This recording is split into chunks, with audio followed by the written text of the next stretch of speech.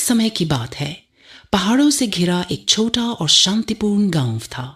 गांव के लोग साधारण जीवन जीते थे, लेकिन एक दिन गांव में एक साधु आया। उसके चेहरे पर जीवन के अनुभव और गहरे ज्ञान की झलक थी। उसने सोचा, यह गांव कुछ समय के लिए रहने के लिए अच्छा है। मैं यहाँ ध्यान करूंगा और लोगों को अपनी साधना और ज्ञान सिखाऊंगा। साधु गांव के मुख्य चौक पर पहुंचा और बोला, भाइयों और बहनों, मैं कुछ दिन आपके बीच रहना चाहता हूँ। क्या कोई मुझे रहने के लिए स्थान दे सकता है? लेकिन गांव के लोग चुप रहे। कुछ ने आपस में नजरें मिलाईं, कुछ धीरे धीरे वहां से हट गए। आखिरकार गांव के प्रधान ने कहा, क्षमा करना साधु जी, हमारे पास अपने परिवार के लिए ही पर्याप्त जगह नहीं है। हम आपको ठहराने की व्यवस्था नहीं कर सकते। साधु ने धैर्य से उनकी बात सुनी। उसे थोड़ी पीड़ा हुई, लेकिन वह मुस्कुराया और बोला, कोई बात नहीं, मैं गांव के बाहर कहीं ठहर जाऊंगा। मैं तो जहाँ रहूं ध्यान कर सकता हूँ। वह गांव के बाहर एक बड़े पेड़ के नीचे बैठ गया और ध्यान करने लगा।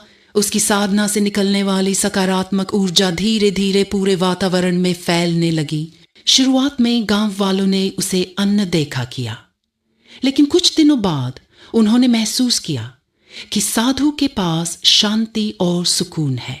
एक दिन गांव के 2 युवक वहां पहुंचे। उन्होंने साधु को गहरी साधना में देखा। उस शांति को महसूस करते हुए उनमें से एक ने धीरे से पूछा, साधु जी, आप यहाँ बैठे क्या कर रहे हैं? साधु ने आंखें खोली, मुस्कुराए और बोले, मैं ध्यान कर रहा हूँ। इससे मन की अशांति मिटती है और आत्मा को शांति मिलती है। यदि तुम चाहो तो मेरे साथ बैठ सकते हो। उन दोनों ने उत्सुकता से साधु के पास बैठना शुरू कर दिया। कुछ ही देर में उनके मन को एक अजीब सी ठंडक और सुकून महसूस हुआ। धीरे धीरे गांव के और लोग भी वहां आने लगे। उन्होंने देखा कि साधु की उपस्थिति में वातावरण बदल गया है। लोग आपसी झगड़े कम करने लगे, उनके मन शांत होने लगे।